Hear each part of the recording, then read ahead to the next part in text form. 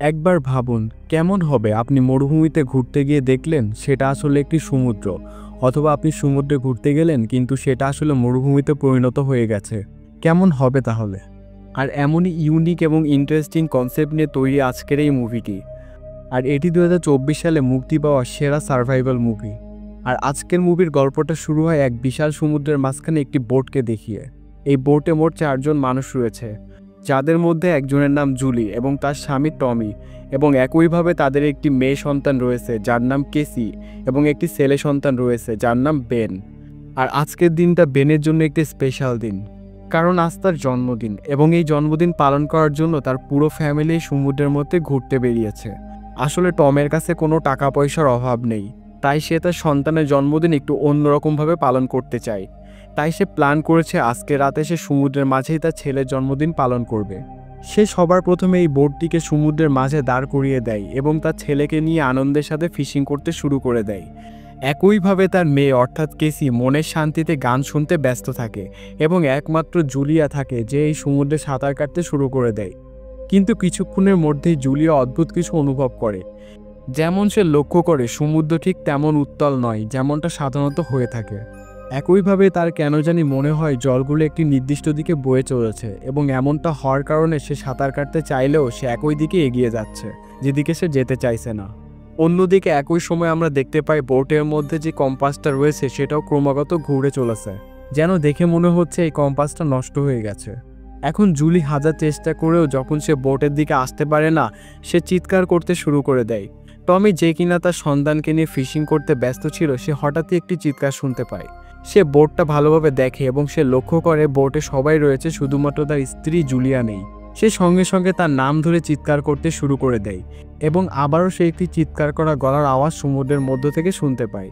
সে বুঝতে পারে জুলিয়া সেখানে এসে গেছে, তাই সে সঙ্গে সঙ্গে বোট নিয়ে সেখানে চলে যায় এবং সে তার স্ত্রীকে সুরক্ষিতভাবে বোটের মধ্যে নিয়ে আসে। কিন্তু এই ঘটনার কারণে সে তার মেয়ে কেসির উপর খুব রেগে যায়, কারণ তাকেই দায়িত্ব দেওয়া হয়েছিল সে যেন চারিপাশটা লক্ষ্য রাখে।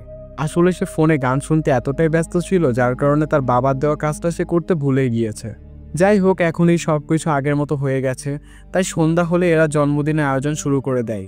পুরো বোর্ডটা তারা সুন্দরভাবে ডেকোরেশন করে, সুন্দর সুন্দর লাইট লাগায়, এবং একইভাবে বেন তার 13তম জন্মদিন উপলক্ষে একটি সুন্দর কেকের আয়োজন করে, এবং এরপর কেক কেটে বেনের জন্মদিনটাও সেলিব্রেট করে। কিন্তু এর মধ্যে কেসি নামের মেয়েটা তার ল্যাপটপ নিয়ে বাইরে চলে যায়, এবং সে তার বয়ফ্রেন্ডের সাথে ভিডিও কলে কথা বলতে শুরু করে দেয়। এখানে কেসি লক্ষ্য করে তার বয়ফ্রেন্ড যেখানে রয়েছে সেখানকার আবহাওয়া খুব খারাপ, আকাশে বড় বড় বজ্রবিদ্যুতের আওয়াজ হচ্ছে। কেসি এই আবহাওয়া সম্বন্ধে জিজ্ঞাসা করে, কিন্তু তার বয়ফ্রেন্ড জানায় খবরে এই আবহাওয়া খারাপের সম্বন্ধে কিছুই বলেনি। কিন্তু তবুও এখানে বজ্রবিদ্যুতের আওয়াজ হচ্ছে, তাই সেও জানে না এর পিছনে আসল কারণ কি। এখন এসবের মধ্যে হঠাৎ করে ভিডিও কলটা ডিসকানেক্ট হয়ে যায়। কেসি কিছুই বুঝতে পারে না, সে সঙ্গে সঙ্গে তার বাবাকে জানায় শহরের আবহাওয়া খুব খারাপ হয়ে গেছে। সে তার বয়ফ্রেন্ডের সাথে কথা বলেছে এবং সে জানিয়েছে সেখানে অদ্ভুত কিছু ঘটনা ঘটেছে। এখন এই কথা জানতেই হঠাৎ করে তাদের বোটে কিছু অদ্ভুত ঘটনা ঘটতে শুরু হয়ে যায়। হঠাৎ করে পুরো বোটটা কেঁপে ওঠে। টম সঙ্গে সঙ্গে বাইরে কি আছে সেটা দেখার জন্য চেষ্টা করে। সে লক্ষ্য করে বড় বড় তিমি মাছ তাদের এই বোটের নিচে চলে এসেছে। সাধারণত এই ধরনের মাছ এত কম জলে থাকে না। টমের কাছে এটা অনেকটা অবাক করার বিষয়, কারণ সে সমুদ্র নিয়ে অনেক গবেষণা করেছে এবং যতদূর সে জানে এই ধরনের মাছ অনেক গভীরে বসবাস করে। তাই সে সঙ্গে সঙ্গে জলের মধ্যে লাফ দেয়, শুধুমাত্র বর্তমানে কী ঘটছে সেটা দেখার জন্য। কিন্তু কিছু সময় পর তাকে আবারও ফিরে আসতে হয়, এবং এবার তার গায়ে একাধিক ক্ষত হয়ে গেছে। আসলে এই বোটের যে প্রপেলার রয়েছে তার আঘাতেই তার এভাবে ক্ষত হয়ে গেছে। জুলিয়া তার স্বামীকে জিজ্ঞাসা করে সবকিছু ঠিক আছে কিনা, কিন্তু টম তাকে জানায় মোটেও ঠিক নাই। তাদের বোর্ডের একটা প্রপেলার নষ্ট হয়ে গেছে, সেটা ঠিক না হলে তারা এখান থেকে যেতে পারবে না। এখন জুলিয়া টমের ক্ষতস্থানে ট্রিটমেন্ট করে, কিন্তু এমন অবস্থায় কেসি তার বয়ফ্রেন্ডের সাথে কথা বলার জন্য বাইরে চলে যায়। এত কঠিন পরিস্থিতিতেও সে নেটওয়ার্ক খোঁজার চেষ্টা করে। এদিকে বোটের মধ্যে টমি এবং জুলি হেল্পলাইন নম্বরে কল করে এবং সাহায্য চায়, কিন্তু নেটওয়ার্ক খুব খারাপ থাকার কারণে এই কলটাও তাদের কানেক্ট হয় না। টমির মতে তাদের এই বোটে যা খাবার আছে তাতে তারা এখানে 4 দিন থাকতে পারবে, এবং তারপর তাদের এখান থেকে যেতেই হবে। তার বিশ্বাস এই কয়দিনের মধ্যে এই রাস্তায় অন্য কোনো জাহাজ অবশ্যই চলে আসবে এবং তার সাহায্যে তারা এখান থেকে চলে যাবে। ঠিক এই কথাবার্তার মধ্যে তাদের বোটে যে রাডার রয়েছে তার মধ্যে একটি সিগন্যাল ভেসে আসে, যার অর্থ হলো আশেপাশে কিছু একটা রয়েছে। তারা সঙ্গে সঙ্গে বোটের বাইরে যায় এবং দেখে এক বিশাল ধূমকেতু এই বোটের মধ্যে আছড়ে পড়েছে এবং সেটা তাদের বোটের খুব কাছাকাছি রয়েছে। টম উপায় না পেয়ে এই খারাপ ইঞ্জিন থাকা সত্ত্বেও সে বোটটা চালু করে ফেলে এবং সেটা এগিয়ে নিয়ে যাওয়ার চেষ্টা করে, কিন্তু খারাপ ইঞ্জিন চালু করার ফলে সেটা আরও খারাপ হয়ে যায়। এদের প্রত্যেকের মনে এক ভয়ানক আতঙ্ক সৃষ্টি হয়। তারা সঙ্গে সঙ্গে লাইফ জ্যাকেটগুলো পরে নেয়, কারণ তাদের বিশ্বাস এই পরিস্থিতি আরও খারাপ হবে এবং তাদের মৃত্যু হতে পারে। তারা বোটের প্রত্যেকটা দরজা জানালা বন্ধ করে ভিতরে চুপচাপ বসে থাকে। তারপর একটা সময় বাইরে ঝড় শুরু হয়ে যায়, আর এই ঝড়ে তাদের বোট জোরে জোরে নড়তে শুরু করে। আর এইভাবেই একটা সময় তারা বোটের মধ্যে ঘুমিয়ে পড়ে। তাদের যখন ঘুম ভাঙে তারা অনুভব করে ঝড় থেমে গেছে। অবাক করার বিষয়, তারা যে ভয়টা পেয়েছিল যে তাদের কিছু একটা হয়ে যাবে, সেসব কিছুই হয়নি। তাদের মনে এক আলাদা আনন্দ ফুটে ওঠে। কিন্তু টম যখন বাইরে বের হয় সে অবাক হয়ে যায়। সে দেখতে পায় তারা আগের দিন রাতে যে বিশাল সমুদ্রের ওপর ছিল সেই সমুদ্র এক বিশাল মরুভূমিতে পরিণত হয়ে গেছে। এখানে এক ফোঁটাও জল নেই এবং তাদের বোট মাটির উপরে দাঁড়িয়ে রয়েছে। তারা প্রথমবার সমুদ্রের নিচের অংশটা দেখতে পায় এবং লক্ষ্য করে নিচেও বড় বড় পাহাড় এবং গর্ত রয়েছে। আর এই সব কিছুই তাদেরকে অবাক করে দেয়। এখন এর মধ্যে টম লক্ষ্য করে তাদের যে কম্পাসটা রয়েছে সেটা ভুল দিক নির্দেশ করছে। যেমন নর্থকে সাউথ দেখাচ্ছে এবং সাউথকে নর্থ দেখাচ্ছে। টমের মতে সবচেয়ে বড় কারণ পৃথিবীর নর্থ পোল এবং সাউথ পোলের মধ্যে পরিবর্তন হয়ে গেছে, অর্থাৎ এক্সচেঞ্জ হয়ে গেছে। সে আরও বলে এই জিনিসটা 7 বছর আগেও হয়েছিল এবং এমনটা হলে যেখানে জল থাকে সেখানে স্থলভাগ হয়ে যায়, আর যেখানে স্থলভাগ থাকে সেখানে জলে পরিপূর্ণ হয়ে যায়। যার অর্থ হলো পৃথিবীর বেশিরভাগ মানুষই হয়তো এতক্ষণে মারা গেছে। কিন্তু এটা কিভাবে সম্ভব? এই জিনিসটাই 4 জন বুঝতে পারে না। এখন কেসি তার বয়ফ্রেন্ডের জন্য কান্নাকাটি করতে শুরু করে দেয়, কারণ তার মতে সে আর বেঁচে নাই। কিন্তু এইসবের মধ্যে ছোট্ট বেন তার বুদ্ধি খাটিয়ে সেই জন্মদিনের বেলুনগুলো আকাশে উড়িয়ে দেয়, শুধুমাত্র এই আশায় যদি কেউ এখানে বেঁচে থাকে তবে তাদেরকে দেখতে পেয়ে হয়তো সাহায্য করতে চলে আসবে। এখন এইসবের মধ্যে বোটে থাকা সেই রেডিওর মধ্যে একটি সিগন্যাল ভেসে আসে। টম সঙ্গে সঙ্গে কথা বলে এবং ওপাশ থেকে একজন অল্প বয়সী ছেলে তাকে জানায় সে একজন সাবমেরিনের ক্যাপ্টেন এবং সে বর্তমানে সাবমেরিনে আটকে রয়েছে। আসলে এই মানুষটা সমুদ্রের মধ্যে সাবমেরিনে যাত্রা শুরু করেছিল, কিন্তু হঠাৎ করে জল চলে যাওয়ার কারণে সে সমুদ্রের মধ্যে আটকে রয়েছে। টম তাকে জিজ্ঞাসা করে সে কি কারোর সাথে কন্ট্যাক্ট করতে পারবে, অথবা এমন কোনো মানুষ এখনও রয়েছে যারা তাদের মধ্যে আটকে পড়েছে। কিন্তু সেই মানুষটি জানায় এখানে কমিউনিকেশন সিস্টেম খুবই খারাপ হয়ে গেছে, তাই সে কারোর সাথে কন্ট্যাক্ট করতে পারছে না। এই ব্যক্তি তাকে আশ্বাস দেয় এই জিনিসটা পুনরায় ঠিক হয়ে যাবে, কিন্তু এতে কয়েকটা সপ্তাহ সময় লেগে যাবে। টম তাকে প্রশ্ন করে সে কি তার সাথে সাবমেরিনের মধ্যে থাকতে পারবে কিনা, কারণ তার মতে তাদের এই বোটটা নষ্ট হয়ে গেছে এবং এখানে থাকলে তাদের মৃত্যু খুব সহজেই হয়ে যাবে। কিন্তু এই ব্যক্তি না করে দেয়। সে জানায় তার সাবমেরিনটা খুবই ছোট এবং এখানে মাত্র 3 জন থাকতে পারবে। এখন এই কথা শুনে টম রিকোয়েস্ট করে সে যেন তার 2টো সন্তানকে অন্তত তার সাথে থাকতে দেয়, কারণ তারা বাইরে থাকলে তাদের মৃত্যু হয়ে যাবে। এখন এই ব্যক্তি টমের কথা শুনে মায়া হয়, তাই সে অবশেষে টমের প্ল্যানে রাজি হয়ে যায়। এরপর সেই ব্যক্তি তার সাবমেরিনের লোকেশনটা টমকে দিয়ে দেয়। টমের এখন একটাই লক্ষ্য, সে যে করেই হোক তার সন্তানকে সেই সাবমেরিনে সুরক্ষিতভাবে পৌঁছে দিতে চায়। এখন এইসবের মধ্যে এক রহস্যময় ব্যক্তি একটি কুকুরকে সাথে নিয়ে এই বোটের দিকে এগিয়ে আসে। তার একটি পায়ে আঘাতের চিহ্ন রয়েছে। আসলে এই মানুষটিও এখানে জীবিত অবস্থায় রয়েছে এবং সে আকাশে বেলুন উঠতে দেখে এখানে চলে এসেছে।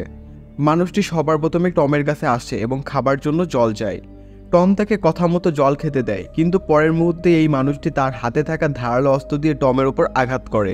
এমনকি এই পর্যন্ত নয়, সে সেই অস্ত্রটা তার পেটের মধ্যে ঢুকিয়ে দেয়, যার ফলে টমের মুখ দিয়ে রক্ত বের হতে শুরু করে।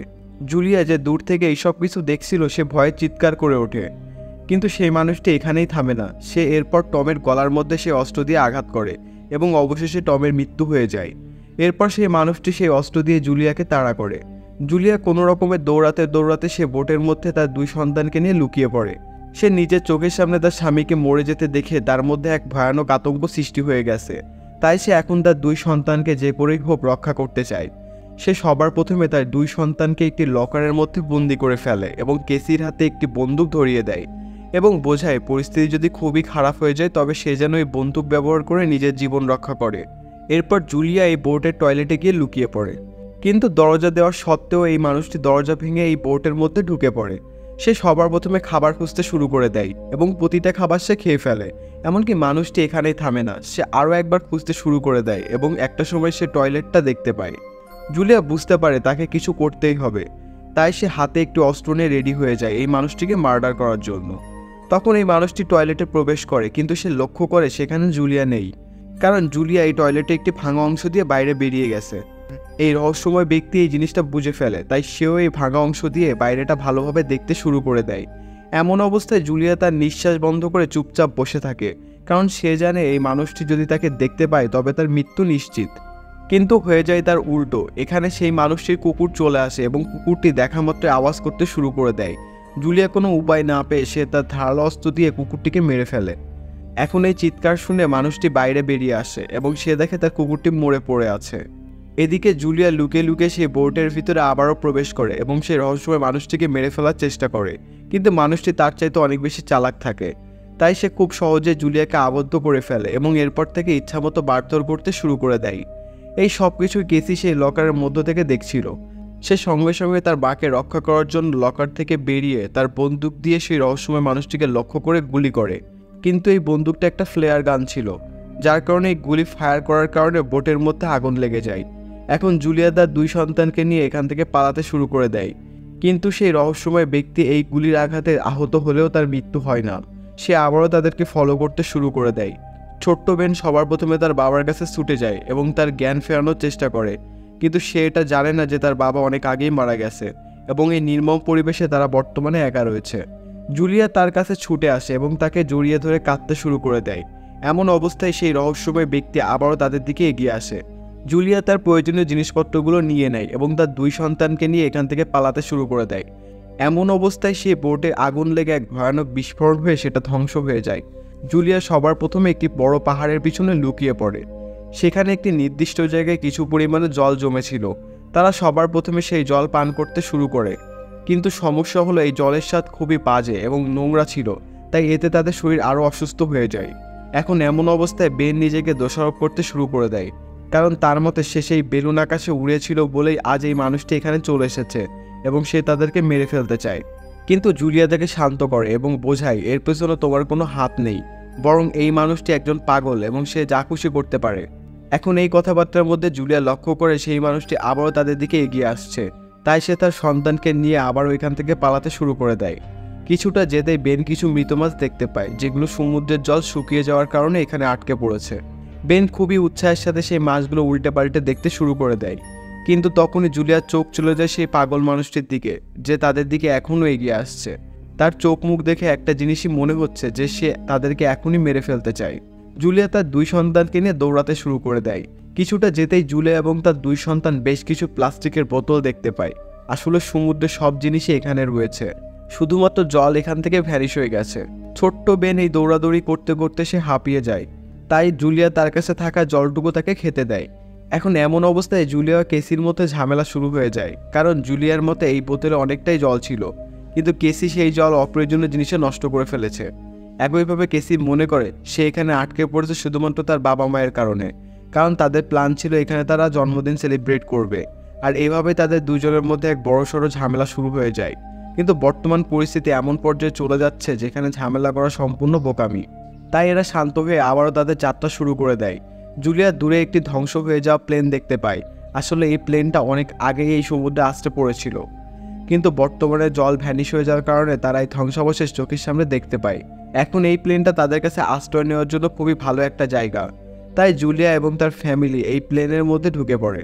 প্রত্যেকে বিশ্রাম নিলেও জুলিয়ার মনে শান্তি থাকে না। সে তার ফ্যামিলি ফটোটা মন দিয়ে দেখতে থাকে এবং তার মনে পড়ে যায় তার এবং টমের সম্পর্ক কিভাবে শুরু হয়েছিল।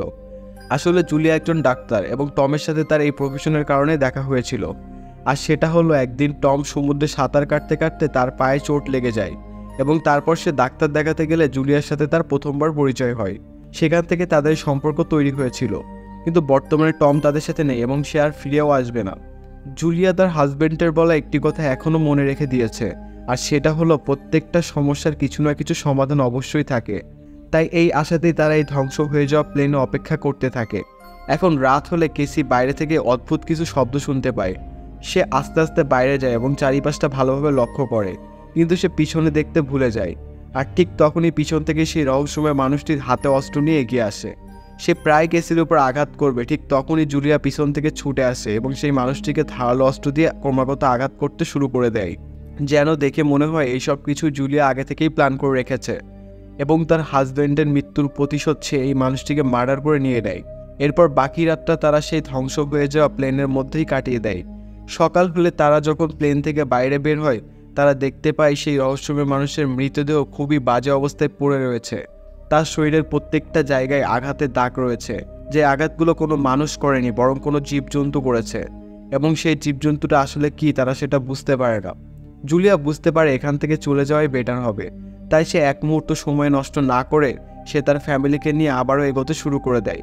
কিন্তু এসবের মধ্যে বেন নামের ছেলেটি এত বেশি তৃষ্ণা পেয়ে যায় যার ফলে সে তার নিজেকে কন্ট্রোল করতে পারে না এবং পাশে থাকা সেই নোংরা জলগুলো সে পান করতে শুরু করে দেয়। জুলিয়া তাকে হাজারবার মানা করে কিন্তু বেন তার কোনো কথা শোনে না, যার ফলে তেমনটা হয় যেমনটা জুলিয়ার ধারণা ছিল। কিছু দূর যেতেই বেনের শরীর অসুস্থ হয়ে যায়, সে আর হাঁটাচলা করতে পারে না, সে সেই মরুভূমির মধ্যেই বসে পড়ে। জুলিয়া একজন মা হয়ে তার ছেলের এমন পরিস্থিতি মোটেও সহ্য করতে পারে না। সে ও তার মেয়ে মেডিকেল কিটগুলো ব্যবহার করে তার ট্রিটমেন্ট করতে শুরু করে দেয়। সে সবার প্রথমে তাকে একটি ইঞ্জেকশন দেয়, কিন্তু সমস্যা হলে বেনের কি হয়েছে তারা সেটা জানে না, তাই প্রপার ট্রিটমেন্ট করাও সম্ভব নয়। এখন আবারও রাত হলে জুলিয়া প্লাস্টিকের কিছু ছোট ছোট টুকরো দিয়ে একটি ঘরের মতো তৈরি করে এবং সেখানে রাতটা কাটানোর প্ল্যান করে। কিন্তু মধ্যরাতে আবারও কিছু অদ্ভুত আওয়াজ শুরু হয়ে যায়, আর এবার স্বয়ং জুলিয়া বাইরে বের হয় এবং চারিপাশটা ভালোভাবে দেখে, কিন্তু সে কিছুই খুঁজে পায় না। একইভাবে শব্দগুলো কন্টিনিউ হয়ে যায়। সে বুঝতে পারে আর যাই হোক এই জায়গাটা মোটেও সুরক্ষিত নয়, তাই সে তার দুই সন্তানকে সঙ্গে সঙ্গে ঘুম থেকে উঠিয়ে আবারও এখান থেকে পালাতে শুরু করে দেয়। কিন্তু এমন অবস্থাতেও সেই শব্দ তাদেরকে কন্টিনিউ ফলো করতে শুরু করে। তাদের মনে হয় কিছু একটা জিনিস মাটির তলা দিয়ে তাদের দিকে এগিয়ে আসছে। এরা তিনজন তাদের গতি আরও বাড়িয়ে দেয় এবং একটা সময় দূরে একটি ধ্বংস হয়ে যাওয়া জাহাজ দেখতে পায়, যেখানে তাদের মধ্যে বেশ কয়েকজন মানুষ আটকে রয়েছে এবং তারা একটা বড় কন্টেনারের মধ্যে আশ্রয় নিয়েছে। জুলিয়া এইসব কিছু দেখে তাদের দিকে ছুটে যায় এবং তাদেরকে চিৎকার করে হেল্প করতে বলে এবং বলে তারা যেন তাদেরকে এই কন্টেনারের মধ্যে আশ্রয় দেয়। কিন্তু হয় ঠিক তার উল্টো, এই মানুষগুলো কন্টেনার বন্ধ করে দেয়। এমন অবস্থায় জুলিয়া প্রথমবার দেখতে পায় সেই শব্দগুলো আসলে কোথা থেকে হচ্ছে। আসলে সমুদ্রে সেই ভয়ানক বড় বড় কাঁকড়াগুলো তাদেরকে তাড়া করছে, যেগুলো মাটির তলা দিয়েও এগোতে পারে এবং এখন সেগুলো বাইরে বেরিয়ে এসেছে। জুলিয়া উপায় না পেয়ে তার দুই সন্তানকে সেই কন্টেনারের মধ্যে উঠিয়ে নেয় এবং শেষে গিয়ে সেও তার উপর ওঠার চেষ্টা করে, কিন্তু ততক্ষণে কাঁকড়াগুলো এখানে চলে আসে এবং সোজা সেই কন্টেনারের মধ্যে ঢুকে পড়ে। ভিতরে থাকা মানুষগুলো তাদের বন্দুক দিয়ে এই কাঁকড়াগুলোকে মারতে শুরু করে দেয়।